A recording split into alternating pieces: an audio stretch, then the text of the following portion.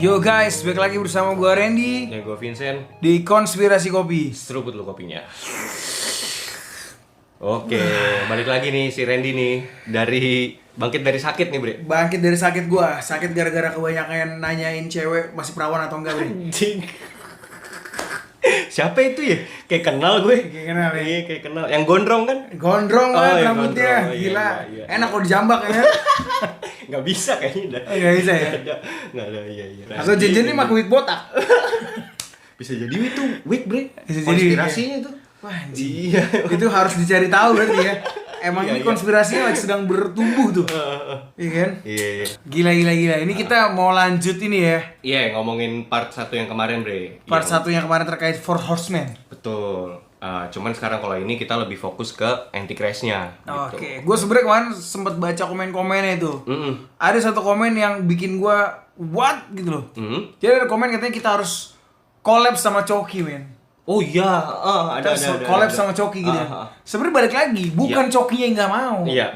Kita terlalu eksklusif, men. Dia pun di IG-nya juga beberapa kali cocok logi kan, cocok logi. Ini ada potensial juga dia nih. Oh, Cocok logi juga sih Coki nih, gue perhatiin kan. jangan-jangan dia nonton kita, dia dengerin kita, diambil tuh kalimat kita notice, Coki. Gue rasa notice, Bre. Karena beberapa pendengar konspirasi ngopi nggak tahu gue bisa bilang ini rada toksik apa gimana ya.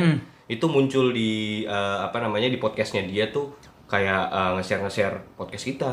Oke. Gitu. Jadi ya gue rasa notice si Cokinya. Sebenarnya kita say thanks ya ke ini orang ya. Iya. Udah ngiklanin podcast kita, tapi di situ ada bahasanya katanya, "Coki tolong help podcast UMKM." UMKM. Bangsat! Ya betul dong. Bangsat! UMKM.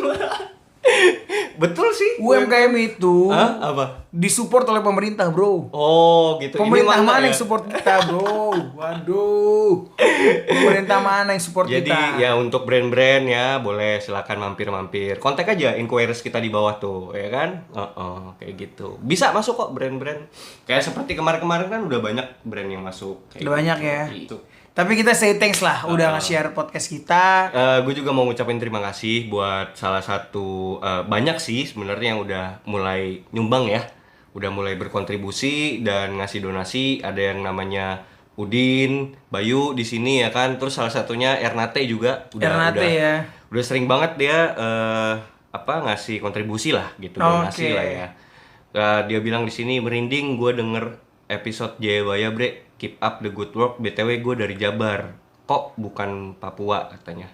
Bukan Papua, Bre. Gue bilang Papua. Oke. Orang Jabar, doi. Orang Jabar ya, Ernate ya. Masuk lagi Ernate. We say thanks lah tuh. Makasih ya. Ernate ya. Buat teman-teman semua yang udah support. Mudah-mudahan semakin jaya gitu ya. Kerjaannya makin lancar ya kan. Apalagi ya? Buat teman-teman yang tersinggung gitu kan. Silakan share podcast ini ke teman kalian dan kata-katain kita biar kita makin tenar. Tersinggung kenapa? Tersinggung dengan kalimat-kalimat kita. Misalnya kalimat kita ada kalimat yang sarkas atau apa ya kan. Iya. Karena memang kita ini buat podcast untuk kalangan sendiri, bro. Betul. Iya, jadi untuk lah ya. Untuk orang-orang sensitif, nggak apa-apa dengerin biar kalian sakit hati. bukannya biasanya kan kalau orang ngasih ngasih insight, kalau orang-orang sensitif jangan dengerin gitu kan. Ini malah dengerin. Kita suruh dengerin lah. Gitu. Biar lo sakit hati, men. Lo sakit hati, lo ujaran kebencian keluar gitu kan. Lo sebar-sebarin kita makin tenar, bro. Makin tenar. Itu. Emang itu kuncinya kan? Iya, itu kuncinya itu. Traffic. Dan gue juga encourage teman-teman buat nonton juga episode Anunnaki, ramein lah di situ. Banyakin komen-komennya lagi ya, teman-teman ya. Buat komen juga di episode Anunnaki yang ada di YouTube. Yang ada di YouTube ya. Iyalah, biar rame YouTube kita. Aduh. Masa kemarin mentok 12K doang ya kan. Ini udah dikasih konten gratis ya kan, minta episode tiap minggu kita kasih ya kan. Riset loh. Jangan lu pikir gue main-main nih, riset nih. Nih gue hampir aja gue berpaling jadi pemain ukulele kayak Budi Doremi nih. Iya kan? Podcast gak laku-laku gue cover ukulele juga nih. Iya. Oke, Bre, masuk Bre kita. Oke. Part 2 tentang Antichrist. Tentang Antichrist ya. Oke, kalau gini gue akan menyudahi bercanda gue nih karena hal yang kita bahas ini, waduh, krusial.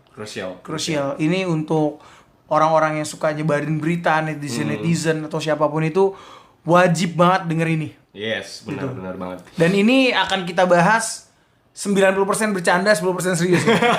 Oh enggak, kebalik. Kita akan lebih mencoba untuk lebih serius nih, Bre. Kita akan mencoba. Kita akan mencoba ya. Nah, jadi sebenarnya nanti kita bagi jadi 3 section juga, Bre, untuk episode yang ini.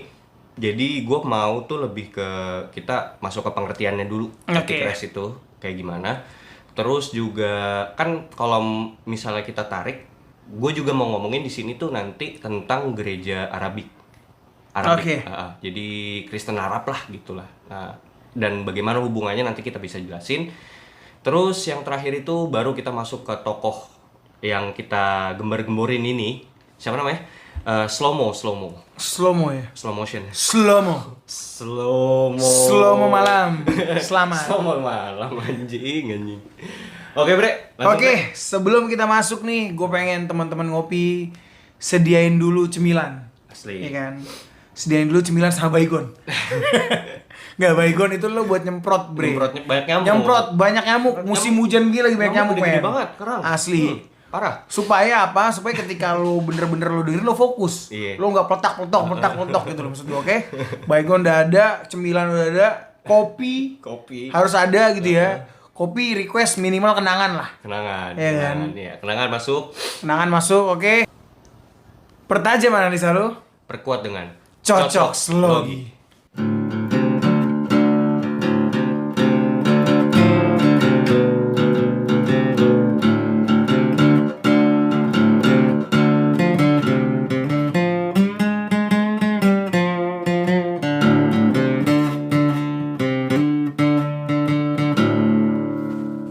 Oke, lanjutan dari The Four Horsemen. Yes. Di situ kita menutup dengan membahas terkait Antichrist. Atau dalam versi Islam adalah Dajjal. Oke. Sekarang pertanyaannya adalah, apakah Antichrist dan Dajjal lagi?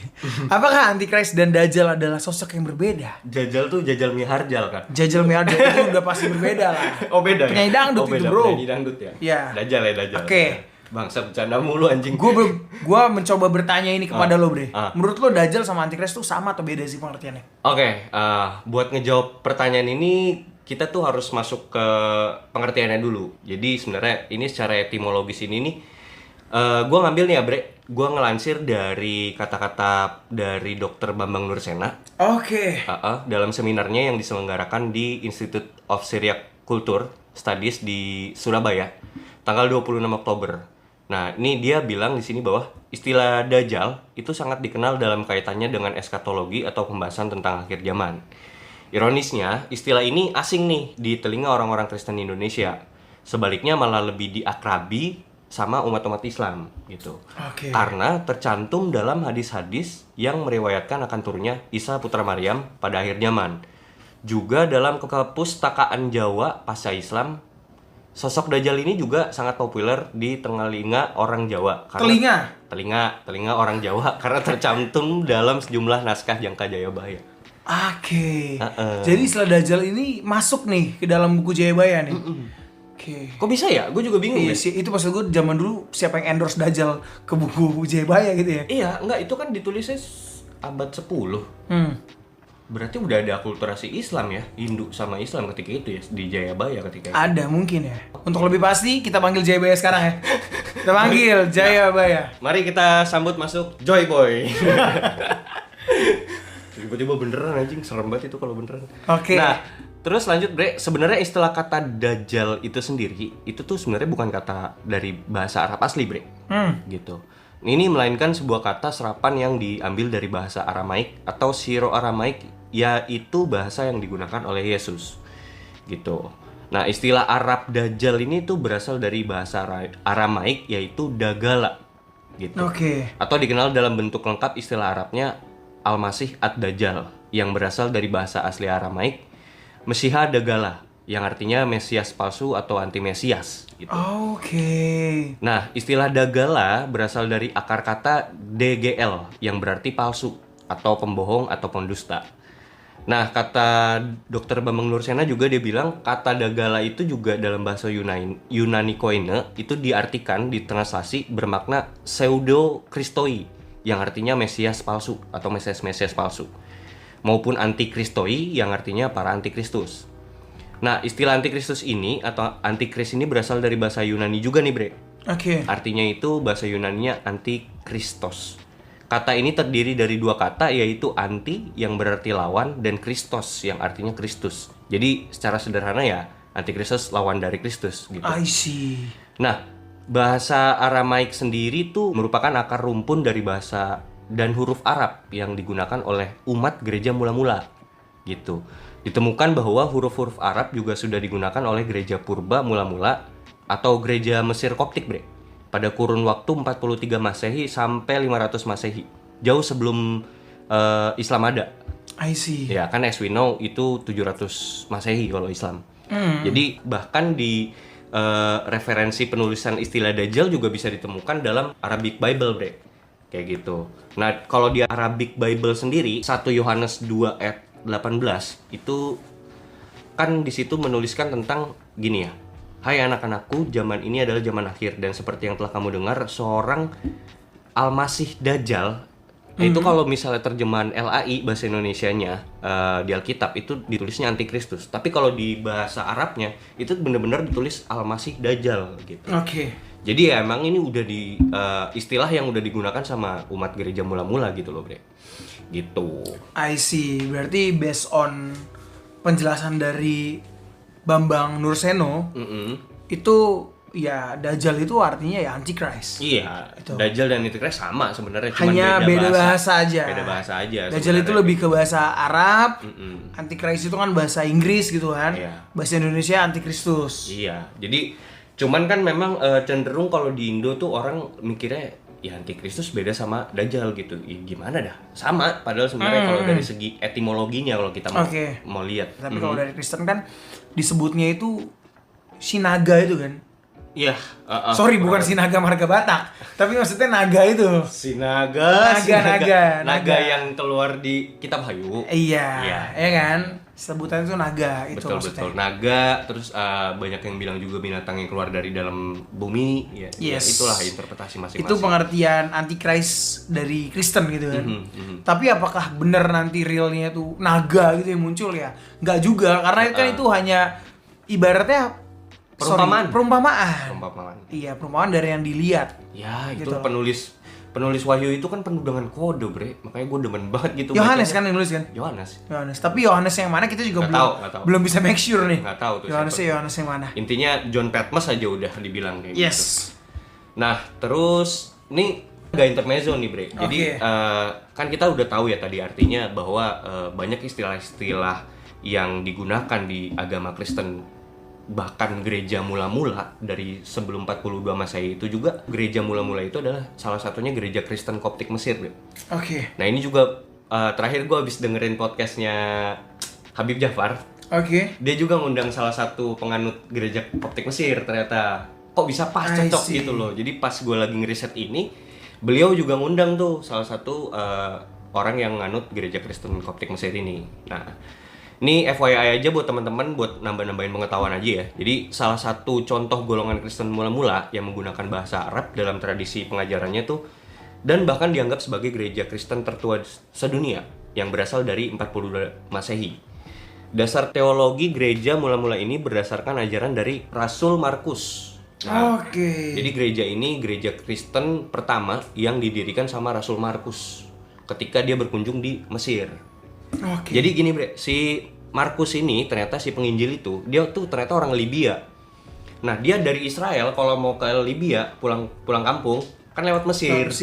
Gitu. Nah, sembari dia berjalan di situ dia juga sambil evangeling lah. Oke. Menyebarkan Injil, akhirnya terbentuklah gereja purba, bisa dibilang gereja Koptik Mesir gitu.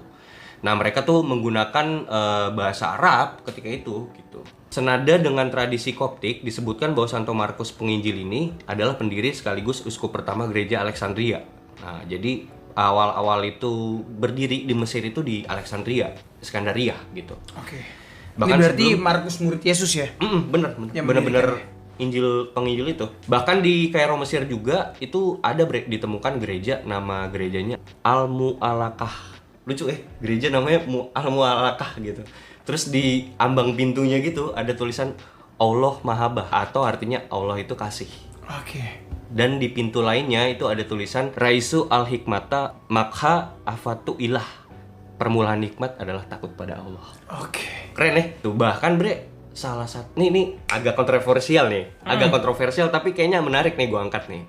Bahkan jadi di salah satu ayat gitu ya, si Rasul Paulus juga itu pernah bertakbir bre. Di 1 Korintus bab 8 ayat 4 itu kan ayatnya tulisannya gini ya. Tidak ada berhala di dunia dan tidak ada Allah lain daripada Allah yang Esa. Yes. Yang aslinya dalam bahasa Yunani berbunyi Oudeis Theos Eime Heis, yang kemudian ditulis dalam Alkitab bahasa Arab diucapkan oleh umat Kristen Arab menjadi Wa an la ilaha illallah al-ahad. Kayak gitu bre. Oke. Tidak ada ilah lain selain daripada Allah yang Esa. Ya sama artinya kan, la ilaha illallah gitu kan. Tulisan itu tuh ada gitu loh di kitab orang Kristen Arab gitu. Terus fakta menarik ya mengenai gereja Arabia Purbala ini juga ada bre. Itu ditemukannya prasasti Umul Jimal. Ini salah satu prasasti yang disampaikan juga sama si Dokter Bambang Nursena. Dia bilang tuh bahwa pemakaian tanda salib juga udah digunakan jauh sebelum Konsili Nikea.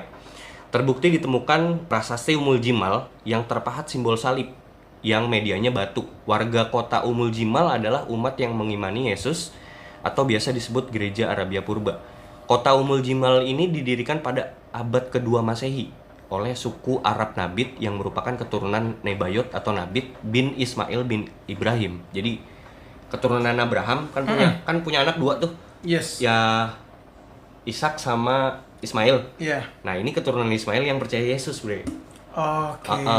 Gitu. Nah, kota Umul Jimal ini dihancurkan oleh pasukan pagan Romawi pada pertengahan abad ketiga. Ini berarti pahatan salib Umul Jimal ini berasal dari pada masa antara abad kedua, yaitu tahun 100-an Masehi sampai pertengahan abad ketiga, sekitar 250 Masehi. Jadi sebelum simbol salib digunakan oleh orang-orang Romawi pada tahun 300, itu udah digunakan sama orang-orang keturunan Ismail ini. Orang Arab lah yang buat. Salib, lambang salib gitu, yang terpahat di suatu prasasti gitu. Justru memang sudah diadopsi ya? Bukan diadopsi, jadi mereka yang menemukan bre. Simbol salib itu mereka pertama kali yang menemukan. Really? Ada dan ini juga dilansir sama dokter Bambang Nursena sendiri kayak gitu, dan memang bisa ditemukan bre, prasasti Umul Jimal. Coba teman-teman search deh di Google, coba cari. Itu ada banyak referensinya. Nah, bisa dikatakan berarti dari sini itu artefak arkeologis ini mengartikan bahwa bagi umat Kristen yang mengimani Yesus, artefak ini adalah bukti material bahwa simbol salib itu telah digunakan dan disakralkan jauh sebelum Konsili Nikea Romawi tadi yang tahun 300. Bahkan diciptakan oleh suku Arab keturunan Ismail yang. Nah, artefak arkeologis ini juga merupakan bukti historis bahwa umat Kristen Arabia sebelum Konsili Nikea itu juga mengakui dan mengimani bahwa Isa Al-Masih wafat dengan cara disalibkan. Bener dong? Jadi karena mereka Yesus disalibkan gitu. Akhirnya diadopsilah simbol tersebut, dipahat gitu kan. Ini perlu digarisbawahi ya, umat Kristen Arabia. Kristen Arabik. Iya. Kristen Arabik. Jadi kita bukan kayak mendescribe bahwa orang-orang Arab pada saat itu believe in Jesus, tapi untuk kalangan tertentu lah. Ini kalangan tertentu. Yeah. Jadi ada suatu suku, nama sukunya Nebayot yang tadi gue bilang di perkampungan ini. Mereka ini mungkin dapat evangelis juga, evangeling juga dari Yesus. Atau mungkin Yesus pernah datang ke situ gitu kan? Yeah. Nggak tahu kan? Karena mungkin Yesus kan berkeliling sekitaran Yudea itu kan sampai keluar-luar juga gitu kan, dan ya ke Samaria juga pernah gitu ya mungkin ya, datang ke kampung itu gitu kan. Ya atau mungkin juga murid-muridnya kan, karena kan murid-muridnya kan clear bahwa beritakan ya tugasnya mereka adalah keluar dan beritakanlah Injil ke seluruh dunia gitu. Betul. Ya jadi ya ini udah bukan sesuatu yang mengherankan sih, bahkan di tanah Arab sekalipun. Karena memang kan pada saat itu zaman dulu juga seluruh perempuan di daerah di daerah Timur Tengah berkerudung semua. Iya. Ya kurang lebih itulah intermezzonya ya. Jadi intinya ini adalah bahwa akar rumpun dari bahasa Arab sendiri dan bahasa Ibrani itu kan memang satu rumpun akar bahasa yang sama. bahasa Aram, bahasa yang digunakan Yesus gitu. Bahkan di bahasa Ibrani pun Bismillah itu Beshem Elohim, bre. Beshem Elohim. Bismillah sama, bre, kurang lebih kayak gitu. Kayak gitu sih. Ya karena kan memang satu keturunan sebenarnya kan, satu keturunan dari Abraham. Dari Abraham. Abraham, Ishak, cuma Ishak itu kan anaknya Sarah sama Ismail, dan Ismail itu menyebar ya memang kalau dari cerita-cerita ya Ismail itu yang membawa bangsa Arab gitu loh. Bahwa iya. Bangsa Arab itu ya dari keturunan Ismail. Loh memang iya. Menurut silsilah yang disusun oleh pakar Islam, Nabi Muhammad adalah keturunan Ismail. Kayak gitu. Oke, lanjut, bre. Pengertian Mesias menurut pandangan Yahudi. Nah, ini ada salah satu sarjana besar Yahudi, bre, atau ahli Taurat abad pertengahan bernama Maimonides yang dikenal sebagai Rambam, memberikan gambaran singkat namun jelas tentang job desk si Mesias ini yang muncul di orang-orang Yahudi gitu. Oke. Menurut Maimonides, dikutip dari Mishnah Torah, Hukum Para Raja bab 12, Raja Mesias akan bangkit dan memulihkan kerajaan Daud ke keadaan semula dan kedaulatan aslinya. Dia akan membangun kembali bait suci dan mengumpulkan orang Israel yang tercerai-berai. Semua hukum kuno akan ditegakkan kembali pada zamannya. Jadi ini gue agak komentarnya sedikit bahwa ya mereka percaya itu Mesias itu harus raja, bre. Raja tuh literally raja, bre. Dari keturunan Daud. Jadi bukan yang lahir di kandang domba, bukan. Gitu. Jadi mereka tuh how come gitu, kok bisa gitu loh Mesias tuh lahir dari kandang domba gitu loh. Kayak mereka tuh nggak setuju dengan itu gitu loh. Makanya ya itulah paham dari Yahudi gitu kan. Nah, jika muncul seorang raja, nah kan bener-bener raja gitu mereka anggapnya, dari keturunan Daud yang suka merenungkan Taurat, menyibukkan diri dengan perintah-perintah ajaran Taurat, menjalankan perintah yang ditentukan dalam hukum tertulis dan lisan, membimbing bangsa Israel untuk berjalan di jalan ajaran Taurat, berperang dalam pertempuran Tuhan, dapat diasumsikan bahwa dia adalah Mesias. Jika dia melakukan hal-hal ini dan berhasil membangun kembali bait suci tepat di atas situsnya, FYI sekarang udah jadi belum sih bait suci? Belum ya, masih dalam pembangunan sekarang nih. Dan mengumpulkan orang-orang Israel yang tercerai-berai dari seluruh dunia, maka tidak diragukan lagi orang tersebut adalah Mesias. Dia akan mempersiapkan seluruh dunia untuk bersama melayani Tuhan. Nah, jadi ini sebenarnya kriteria yang dikasih tahu, yang di spoiler sama Rabi Maimonides ini gitu, bre, tentang seorang Mesias. Requirements-nya. Oke. Gitu. Nah, apakah nih ini kita langsung masuk ke tokohnya si Yenukah Rav Shlomo Yehuda itu. Apakah requirements ini memenuhi nih, bre, dengan apa yang ada di tokoh ini, si Shlomo ini. Gue ngucapin ini Shlomo aja ya, panjangan namanya ya, Bang. Iya, Shlomo gitu. Oke, bre, silakan, bre, biodata singkatnya si Yenukah Rav Shlomo Yehuda ini. Oke, Yenukah ini kan lahir di Eretz Israel ya, tahun 1988. Mungkin pada tahun lalu tuh dia boomingnya karena tahun lalu dia di umur 33 kan. 33 2002 ya benar 2021 2021 lah 2021. Oh udah lewat sekarang 2023 soalnya ya. 2023. Ya, dia tapi tetap masih udah 34 gitu. 35 dong sekarang. Sekarang kan 2023 soalnya. Nah, dia memang booming tuh di tahun 2021 sebenarnya, Bre. Cuma diangkat lagi itu oleh media-media, gua enggak tahu lah dari media mana tuh di tahun kemarin lah. Ya mungkin karena ada cuan di situ kan. Ya, ada cuan di situ dia diangkat. Dia dibilang katanya umurnya sama dengan umur Isa Al-Masih atau Yesus gitu kan. Umur 33 tahun. Iya, pas banget. Pas ketika itu kan 33 kan. Iya, tahun 2021 ya kan. Nah, memang basicnya sejarahnya gitu ya, biografinya si Yenukah ini, dia tuh anak bisa dibilang yang bertalenta lah. Ajaib lah nih anak gitu kan. Karena dia mampu menghatamkan kitab Talmud sama Taurat itu dari usia muda gitu loh. Dari usia yang sangat muda lah. Bahkan informasi yang beredar tuh di umur 14 tahun itu dia udah mulai ngajar gitu loh. Dia udah paham dan dia mengajarkan terkait Talmud dan Taurat ini, kitab-kitab bangsa Yahudi ini, ke orang-orang yang jauh lebih tua dibanding dia. Gitu. Tapi waktu itu radiusnya masih lingkaran keluarga dan tetangga. Iya, surroundingnya mungkin masih kecil lah gitu kan. Kayak di kampungnya aja udah gitu. Sama lah kayak kalau lo sekarang suka untuk lo orang ya yang suka nonton TikTok kan, saat ini banyak nih ada yang namanya Fajar Sad Boy. Tapi bener bro, ternyata Fajar Sad Boy ini ajaib bro. Ajaib. Jadi memang dia dari kecil, apa hubungannya? dia dari kecil udah seperti itu Ben. Oh, jadi dari dia usia muda, kalau sekarang dia ngomongin tentang cinta gitu kan.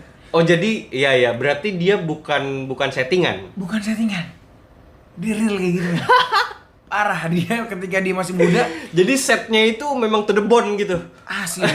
Tapi Iya. sebenarnya gue juga menyadari bahwa ternyata banyak anak-anak jenius seperti itu di seluruh dunia. Oh iya. Gitu loh, yang mereka masih muda gitu, tapi jiwanya tuh udah tua bro.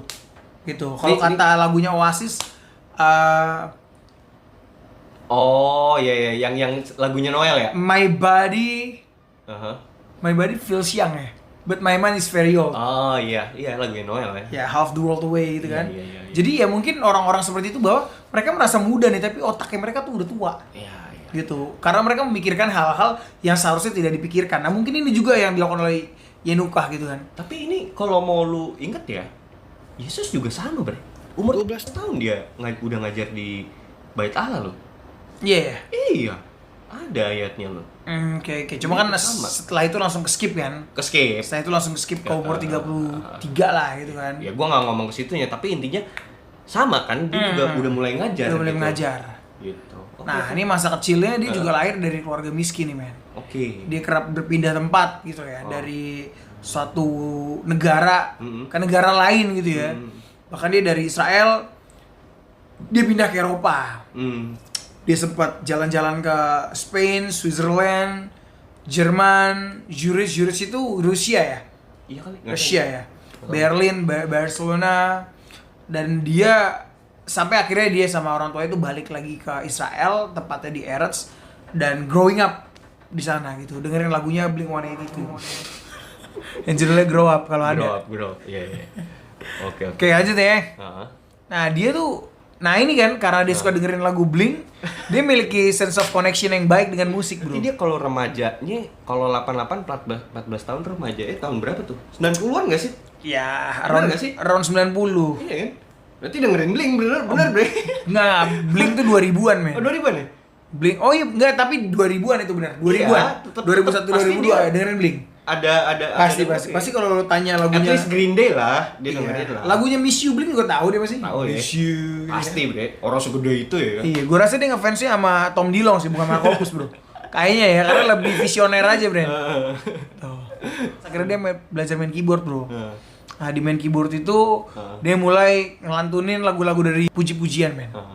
Mazmur ya. Asmor. Oke. Nah, banyak orang yang tersentuh nih dengan kepiawaiannya. Mungkin selain dia jago main musik, good looking juga, bro. Jadi cewek-cewek pada demen juga ngeliatin dia gitu. Jujur ya, gue kan pernah gue ngeliat lah, gue buka videonya, pas gue ngeliat anjir jago pak. Jago ya? Enak lagi mainnya. Terus dia kan kayak featuring gitu ya sama Rabi yang emang di Israel tuh jago banget main biola. Bener. Featuring anjing enak banget pak. Asli. Jujur enak banget, sumpah. Asli parah emang. Mainnya Dia udah Gokil. kalau selevel musisi mungkin udah sekelas Freddie Mercury kali.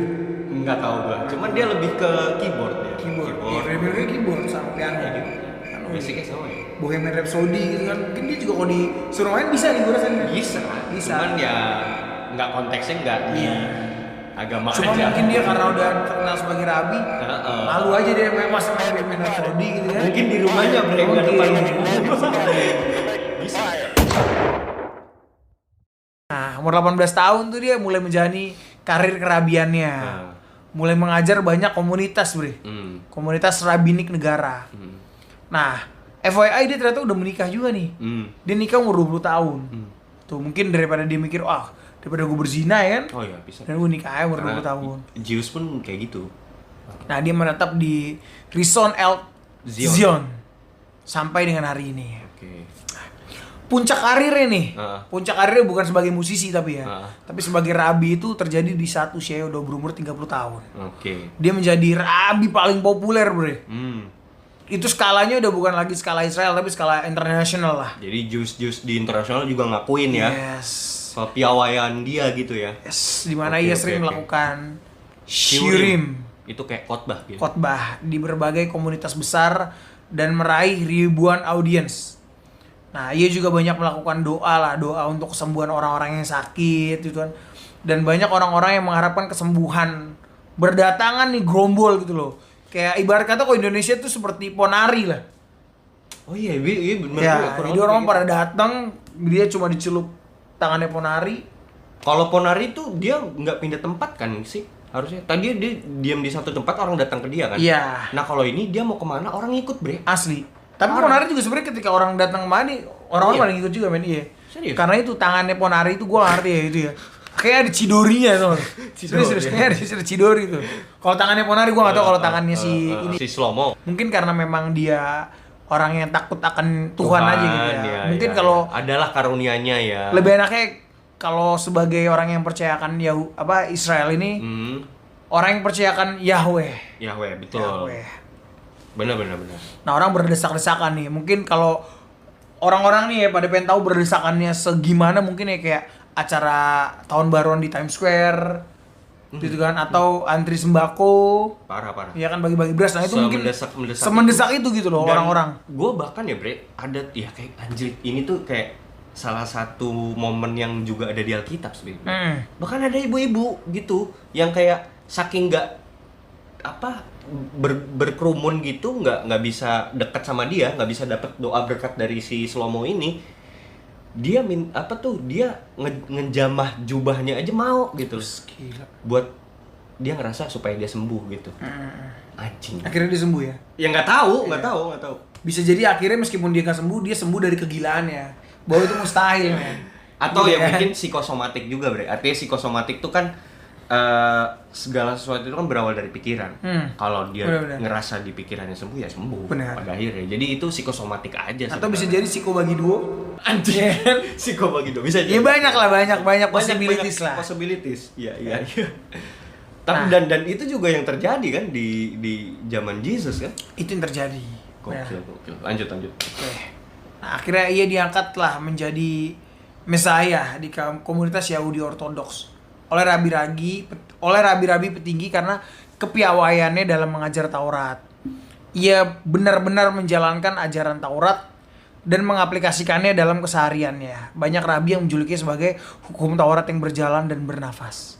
Jesus banget gak sih? Ini sebelum kita bahas detail, gue lanjut dulu ya, karena ini memang akan menjadi perdebatan yang cukup sangat seru. Kontroversi. Iya.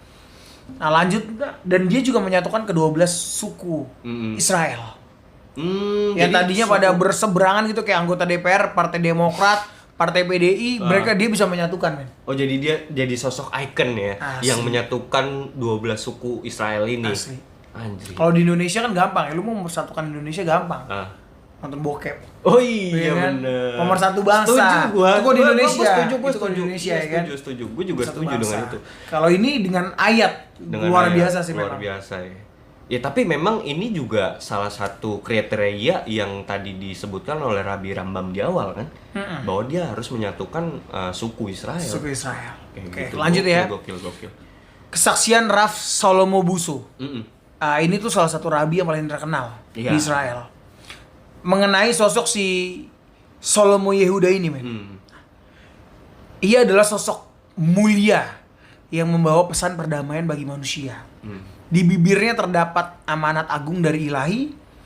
Ia adalah sosok manifestasi yang sempurna dari berbagai rabi terkemuka yang pernah hidup. Pernah suatu ketika saya menghampiri Yanuka di acara pertunangan putri saya untuk meminta doa berkat bagi putri saya.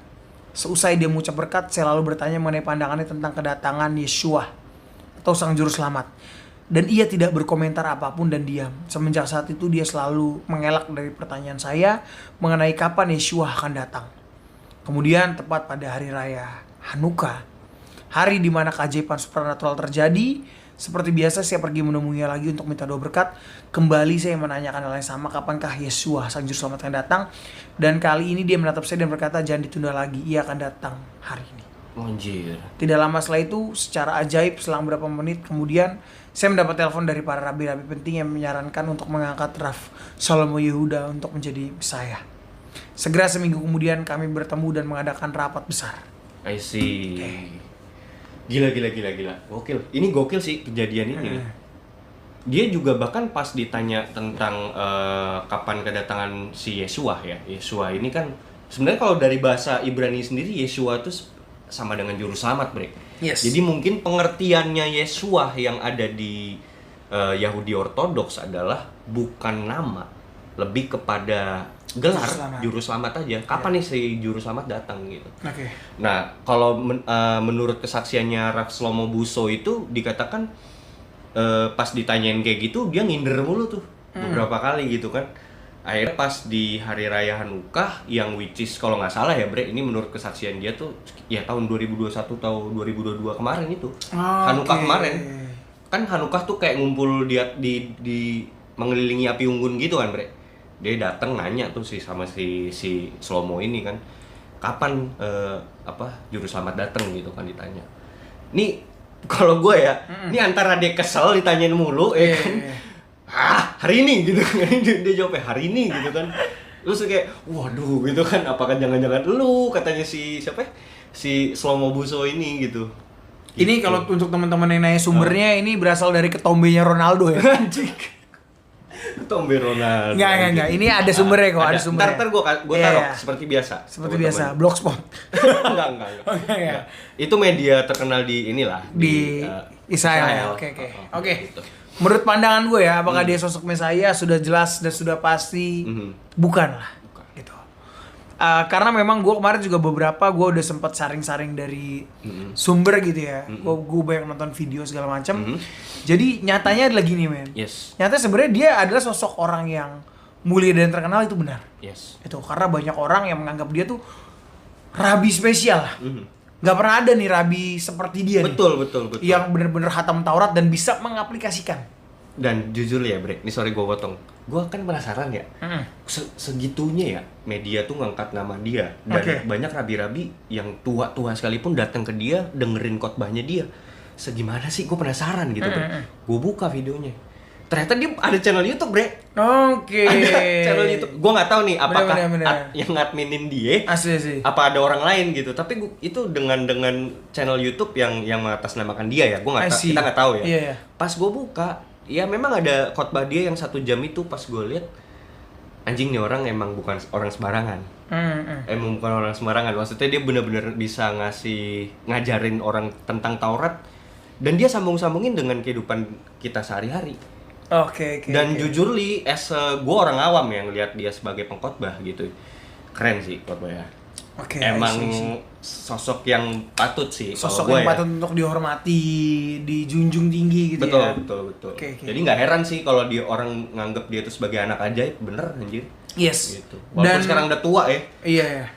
Ya mungkin tetap sama kayak Kaseto juga tetap dipanggilnya Kak. Oh iya gitu. bener ya. Setua-tuanya Kaseto kita kan tetap manggil Kaseto. Oh iya. Jadi gelar itu nggak akan hilang. Nggak akan hilang itulah. Oke. Jadi ya kalau pendapat gue adalah sebenarnya dari bangsa Israel sendiri pun belum beranggapan dia adalah Messiah. Gitu loh. Jadi kayak no one believe he's the Messiah. Even dia juga tidak mengakui bahwa dia adalah Messiah. Cuma yang menggembur-gemburkan ini adalah media. Sekali lagi media. Kenapa media menggembur-gemburkan ya? Balik lagi di situ bisa ada cuan di situ men. Jadi konten. I see. Jadi konten, jadi cuan, apalagi terkait kiamat itu orang-orang yang suka konspirasi itu demen banget demen gitu banget, kan. Demen banget. Sampai akhirnya digiring lah opini bahwa wah, Mesias palsu di Israel sudah ditemukan gitu loh. Padahal realnya ketika gue pelajari, gue baca nggak seperti itu. Gitu loh. Jadi dari si Shlomo Yehuda ini, dia juga tidak mengakui bahwa dia Mesias. Itu dia hanyalah ya seorang, mungkin kalau dalam Kristen evangelis gitu ya. Kalau dalam bahasa rabi ya, itu kalau dalam agama Yahudi itu seorang rabi. Rabi mantep aja yang kalau gue bisa bilang ya. Yes. Cuman kalau dari sudut pandang gue ya Bre, gini ya, kalau gue ngeliat ini tuh lebih ke apa ya? Orang ini tuh malah jadi ada beban moral di dianya Bre sendiri. Yang gue lihat. Jadi ketika bahkan dia muncul di publik pun dia melakukan sermon lah, apapun bahasanya di bahasa Ibrani itu, ketika dia nyampein itu sermon di depan orang banyak, dia tuh ada perasaan, kita kan bisa ngelihat apa ya, gaya dia menyampaikan sesuatu ya gitu ya. Kalau kita ngelihat orang berkhotbah itu kan ledak-ledak Bre. Yes. Yang kayak wow gitu ya, matanya tuh ke audiens gitu, dicolok satu-satu mata audiens gitu. Ini mah enggak Bre, bener-bener low profile yang kayak gue nggak layak anjing nyampein hal ini kayak gitu. I see. Lebih kayak gitu bre, nunduk aja gitu. Apakah memang itu yang dilakukan sama rabi-rabi lain? Tapi enggak juga, pas gue lihat di rabi-rabi lain enggak gitu, nyampeinnya bener-bener kayak orang sermon aja, Bener. kayak orang speech gitu loh, bener-bener. Nah kalau dia ada rasa nggak enak sama banyak rabi-rabi yang lebih tinggi dari dia. Bahkan even sebelum dia menyampaikan sermon itu, dia minta izin dulu gitu, untuk yang dimuliakan rabi ini disebutin satu-satu bre. Dia rendah hati orangnya. Rendah hati banget. Dan kalau yang gue lihat, kalau dari ini gue mengesampingkan antichrist-nya dia ya, atau banyak isu yang mengatakan bahwa dia itu adalah Mesias palsu. Yang gue lihat dari sisi sosoknya ya orang baik aja sih. Hanya orang baik yang emang benar-benar mengaplikasikan ajaran Tuhan Yahweh ke dalam kesehariannya. Orang rendah hati banget ya. Itu sih yang kalau yang gue pantes lah dia mendapatkan exposure yang lebih gitu ya.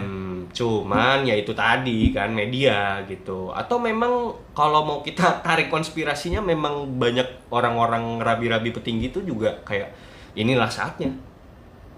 Bisa jadi juga kan, ya banyak hal gitu loh kayak gitu. Ada lagi Bre yang mau lo tambahin? Mungkin itu ya, karena memang ya yang gue pelajarin adalah ya itu bahwa even dari bangsa Israel pun tidak menggembor-gemborkan bahwa dia adalah Mesias gitu. Tapi kalau dari apa sih namanya, dari kesaksiannya tadi si Rambam lagi tadi ada tuh nama si Rav Shlomo Busso itu dia setelah dia dikasih tahu bahwa kedatangan juru selamat itu hari ini sama si Shlomo Yehuda ini, dia langsung kayak dapat telepon tuh dari banyak petinggi-petinggi rabi, sugesti Shlomo Yehuda ini untuk jadi Mesias. Ya, nah mungkin bisa jadi si Rav Shlomo Busso ini juga seperti almarhum Lord Rangga gitu. Bisa jadi Iya, dia banyak cocokologinya ya. Ya bisa ada banyak kemungkinan lah. Ada kemungkinan. Karena gini, Bre.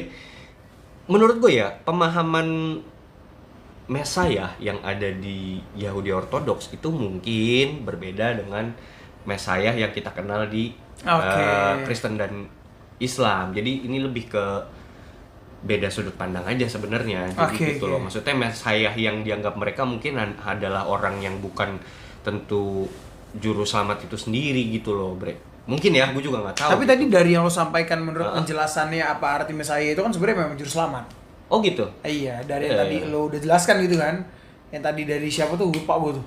Nah, menurut gua kalau dari ini kita langsung masuk ya. Kita langsung masuk ke pandangan Kristen ya. Pandangan kita orang Kristen mengenai si Antichrist atau Mesias lah katakanlah gitu. Nah, kalau dari pandangan gua sendiri, kalau dia the real Mesias enggak. Ini dari sisi Kristen ya, sekali lagi teman-teman, ini dari sisi Kristen. Tapi kalau dia Mesias palsu, iya. Benar dong? Iya enggak? Dimana Jesus kan pernah bilang bahwa nanti akan ada muncul Mesias yang mengaku-ngaku sebagai aku. Nah itu kejadian Bre, dengan kejadian yang si dialamin ini waktu di acara Henukah itu kan ditanya kapan Yesua datang. Dia secara sadar nggak sadar atau secara sengaja dan nggak sengaja dia bilang bahwa dirinya adalah Yesua. Benar nggak? Berarti kan dia akan datang, kata Yesus bilang dia akan, si Antikris ini akan datang pada suatu hari nanti mengatasnamakan aku dengan namaku. Masuk nggak? Kalau secara ini ya, literasi Alkitab ya, itu masuk. Iya, Mesias palsu berarti gitu. Nah, apakah Mesias palsu ini ada satu? Enggak, ada banyak berarti. Ya, lot lah. Ya, nah makanya kalau mau kita tarik dari sisi kekristenan, dia kalau dikatakan sebagai, apakah memenuhi kriteria sebagai Mesias palsu? Iya. Gitu. Cuma mungkin bukan yang terbesar. Bukan Antichrist. Gue garis bawahi di sini, dia bukan Antichrist. Kalau dia Mesias palsu, iya. Karena dia sudah menyangkal kan di situ kan, ada perkataan dia gitu, mengatasnamakan Yesua gitu kan. Kayak gitu. But it's not the greatest lah. Jadi kalau kayak Antichrist-nya ya belum sih. It's not him gitu loh. Belum. Tapi memang gejala-gejalanya gitu, tanda-tandanya, sign-nya itu sudah menunjukkan bahwa waktunya sudah dekat. Betul. Nah, ini kita ngambil literasi juga ya Bre, dari Alkitab. pendapat Rasul Yohanes mengenai antikristus ya. Bahwa si Yohanes ini mengatakan di 1 Yohanes 2 ayat 18 sampai 19, "Anak-anakku, waktu ini adalah waktu yang terakhir dan seperti yang telah kamu dengar, seorang antikristus akan datang. Sekarang telah bangkit banyak antikristus." Ada banyak, Bre. Itulah tandanya bahwa waktu ini benar-benar adalah waktu yang terakhir. Benar-benar adalah waktu yang terakhir. Tuh, gue garis bawah itu. Dan memang mereka berasal dari antara kita. Tetapi mereka tidak sungguh-sungguh termasuk pada kita. Sebab jika mereka sungguh-sungguh termasuk pada kita, niscaya mereka tetap bersama-sama dengan kita. Tetapi hal itu terjadi supaya menjadi nyata bahwa tidak semua mereka sungguh-sungguh termasuk pada kita. Nah, ini gue mau komentarin ya, Bre, tentang ayatnya yang disampaikan si Yohanes ini di sini. Bahwa komentar gue terhadap ayat ini bahwa antikristus atau mesias palsu lah gitu, itu berasal dari dalam badan internal dua keyakinan ini sendiri, yaitu Yahudi atau Kristen. Nah, kalau kita mengambil dari konteksnya Yohanes 1 Yohanes 2 ayat 18-19 ini, si Yohanes nih lagi nulis surat untuk seluruh umat jemaatnya yang tersebar di mana-mana. Kan kalau ada si Yohanes tuh kalau misalnya nulis surat tuh misalnya spesifik nih buat di Filipi, itu kan ditulis suratnya Filipi kan, atau Galatia atau di mana gitu, atau di Roma. Ini enggak. Makanya ini kenapa nama suratnya 1 Yohanes, karena ini benar-benar surat yang disampaikan untuk semua jemaat. Kayak gitu. To those who believe in Christ. Yes, betul. Buat orang-orang yang percaya pada Kristus kayak gitu. Nah, dari situ gue bisa ngambil si Yohanes juga nyampein bahwa ini sosok antikristus ini akan muncul benar-benar dari tengah-tengah antara kita nih gitu. Berarti kan dia juga nyampein ke juga orang-orang Yahudi gitu kan. Bisa dikatakan bahwa antikristus itu benar-benar muncul dari ras Yahudi itu sendiri, Bre. Dan bahwa antikristus itu benar-benar, ini menurut dari Yohanes tadi, benar-benar mengerti tentang hukum Taurat dan menguasai Injil gitu. Agar supaya dia mempergunakan ayat-ayat tersebut yang merupakan tulisan dan perkataan kebenaran untuk mendustakan dan menyesatkan orang-orang percaya maupun orang yang tidak percaya. Orang-orang akan dibutakan dengan berbagai kesucian dalam tanda kutip dan perbuatan dalam tanda kutipnya karena dia sangat mirip penyerupai Yesus. Oke. Kayak gitu, Bro. Kalau gue boleh ngambil kesimpulan, mungkin gue sedikit berbeda dari yang lo sampaikan gitu ya. Tapi kalau gue mengartikannya adalah, ya ini literally bener-bener comes out, muncul dari orang-orang yang percaya akan Yesus, gitu. Karena ya? Ya, ketika dia berbicara bahwa orang ini mengerti Taurat, oke, kalau lo mengerti Taurat, lo tidak harus percaya Yesus. Oh gitu, iya. Karena Musa yang menurunkan Taurat. Iya. Tapi kalau udah ngomongin Injil, ya you should believe in Jesus. Betul. Atau setidaknya lo masuk ke dalam kalangannya. Lu masuk dalam kalangan dan lu mempelajari Injil itu sendiri. Iya, nah, tadi.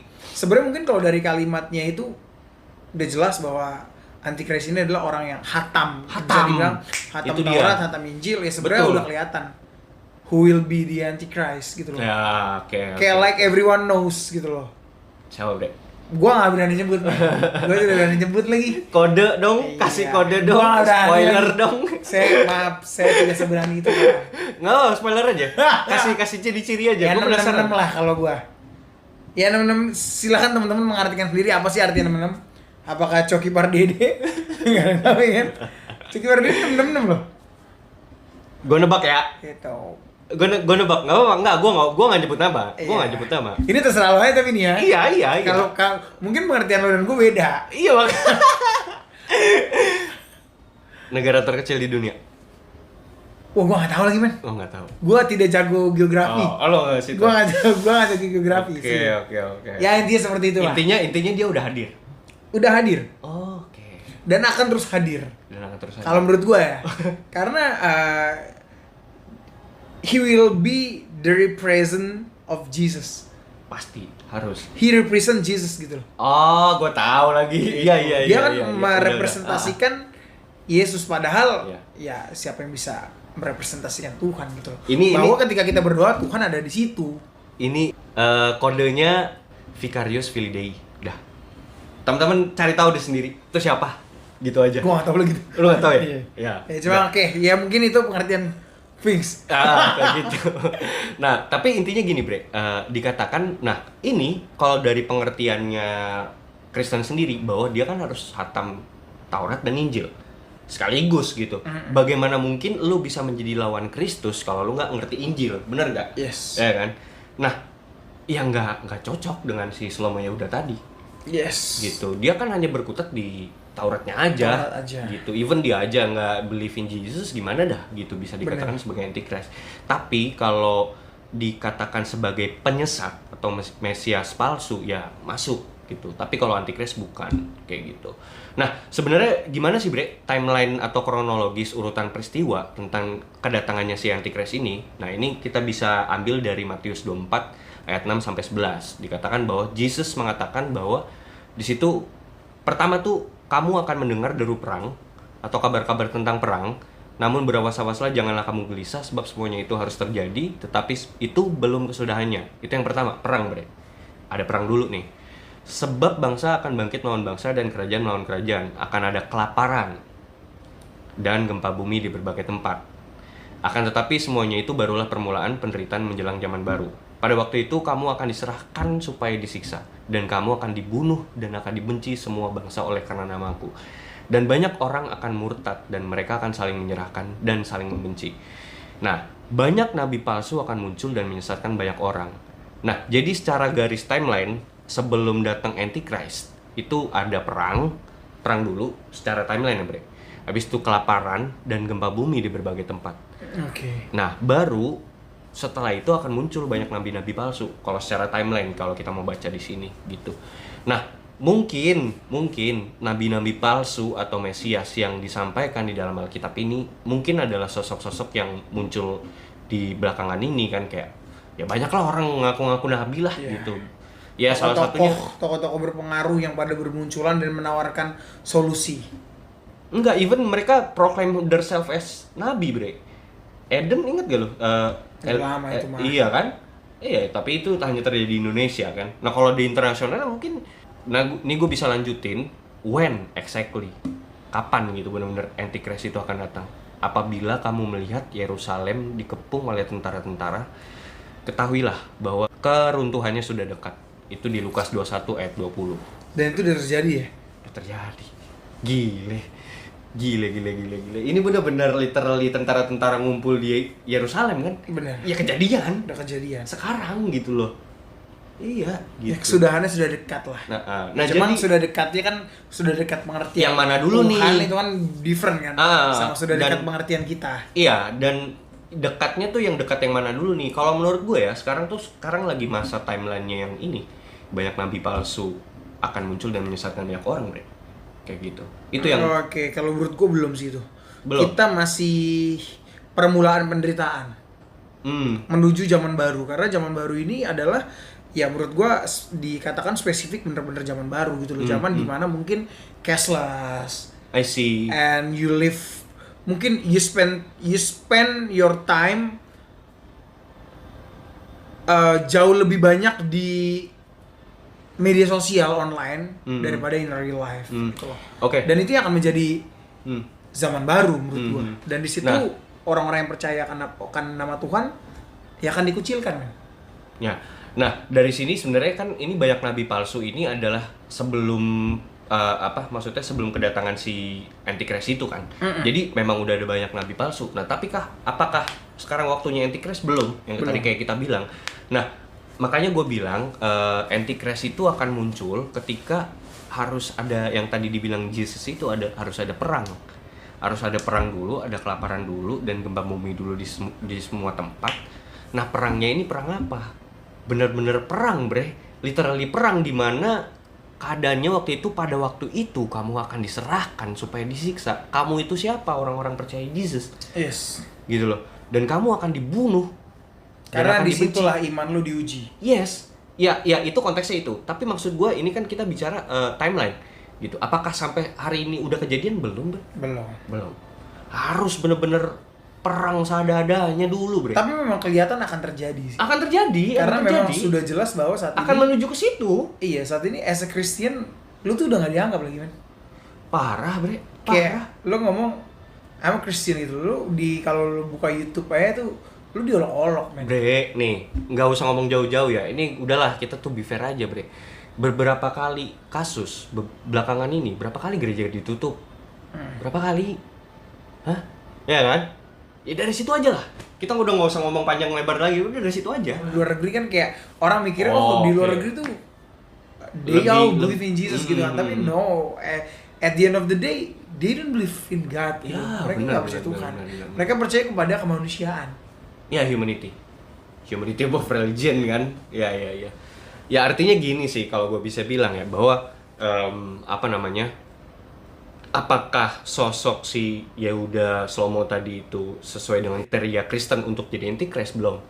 Tapi kalau untuk sesuai kriterianya menjadi Mesias di orang-orang Yahudi, mungkin. Kan Yes. kita juga nggak tahu kan. Itu Benar. kan berdasarkan kesaksian rabi aja gitu kan. Ya mungkin memang sesuai dengan mereka, ya terserah. Ya kan? Ya gue sih hanya melihat dia sebagai sosok orang baik aja, udah gitu aja. Itu terlepas dari humanity apapun itu gitu ya. Tapi kalau mau ngomong dari segi Kristen, apakah dia adalah sebagai Mesias palsu? Iya lagi gitu. Entah gimana dia tuh juga secara nggak langsung menyesatkan gitu. Mau nggak mau, gue akan bilang kayak gitu. Benar. Kayak Dan gitu. intinya don't trust the media. Yes, jangan terlalu percaya sama media gitu loh.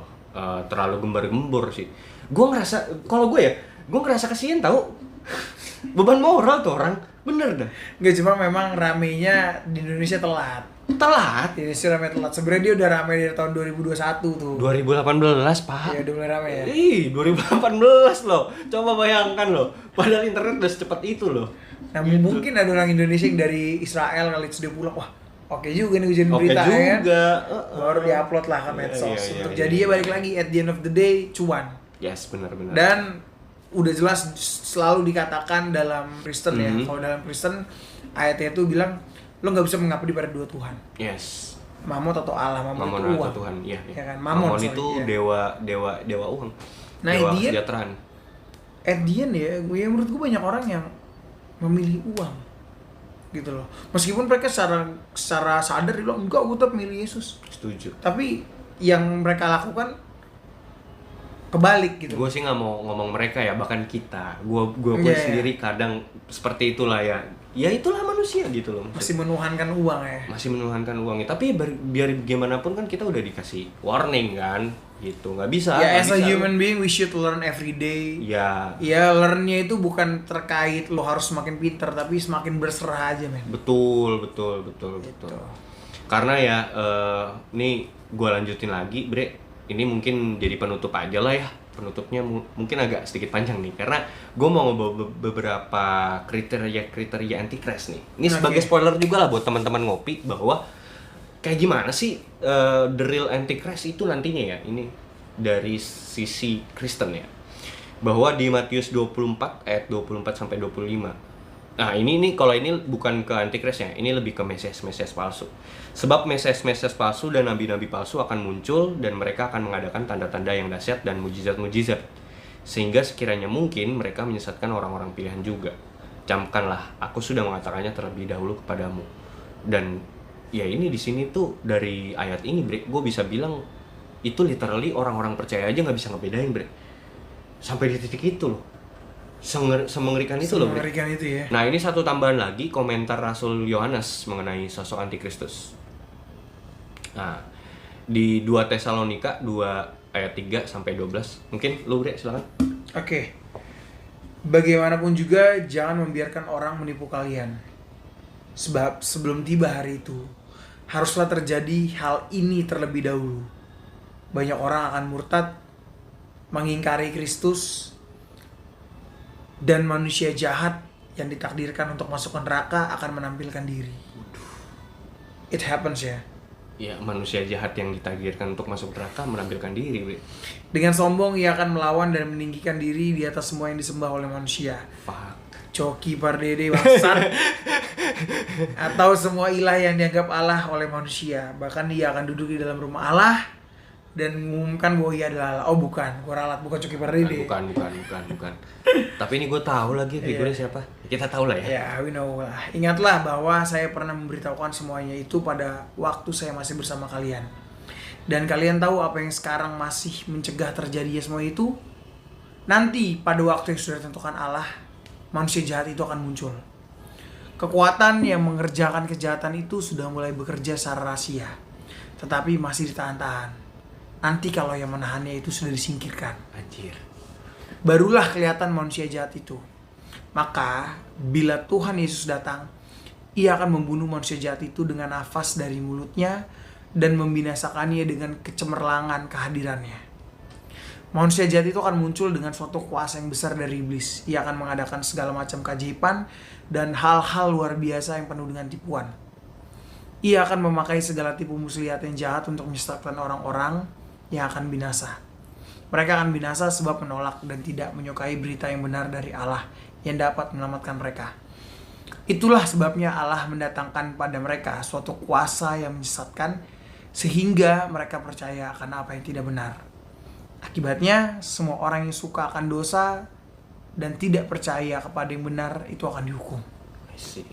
Gila. Ini salah satu komentar yang spesifik banget, detail banget nih dari Yohanes. Powerful. Parah. Ini benar-benar udah mendeskripsikan banget, Bre. Gitu, bahwa sosoknya akan seperti ini gitu. Bener ya kan? Bener kan? Bener-bener literally nggak ada bedanya anjir dengan kok baik orang ini gitu ya kan? Orang tuh mungkin akan enggak gitu kan kayaknya. Sampai kayak gitu, Bre. Sampai If you gitu. pay attention to the details, you might know lah. Iya. Nggak bisa ngebedain ini kayak Jesus, tapi bukan gitu loh. I see. Sampai di titik itu gitu. Nah, kalau mau gue bilang tadi si Slomo tadi apakah sesuai dengan kriteria itu, belum. Dia belum melakukan sesuatu yang besar menyerupai Yesus, belum sih kalau gue lihat gitu. Gitu. Tapi kan ini hanya prasangka. Biasa. Kita kan gibah-gibahin orang, Bre. Gibah. Ya apapun siapapun itu, intinya kita juga di sini hanya menyampaikan deh. Benar. Gitu. Kita nyampein aja ya, semua kita kembaliin lagi ke teman-teman semua. Boleh percaya boleh enggak, anggap aja ini bercandaan lah ya. Benar. Gitu. Jadi ya nggak usah terlalu serius. Jangan terlalu serius, nanti bubar.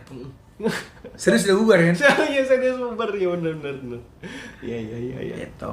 Ya lebih, maksudnya ambillah yang baik dari konspirasi kopi. Kalau nggak ada yang baik ya udah. Jangan. Tapi semua pasti ada baiknya lah. Pasti ada lah. Pastilah. Entah itu cuma semenit 2 menit dari 1 jam, mana ada baiknya kan? Lebih baik lagi adalah takut akan Tuhan. Taat akan orang tua. Betul. Oke. Dari gua udah clear, men. Dari gua ya, intinya udah ini cukup. Message kita semoga bermanfaat lah buat Semoga bermanfaat buat teman-teman, buat menghindari antichrist. Ya benar kan? Bener. Dan ingat, selalu denger ini, lo harus ingat besok lo kerja, men. Besok kerja. Dah. Oke. Akhir kata, gua Randy, Gue Vincent. Konspirasi Kopi. Besok kerja.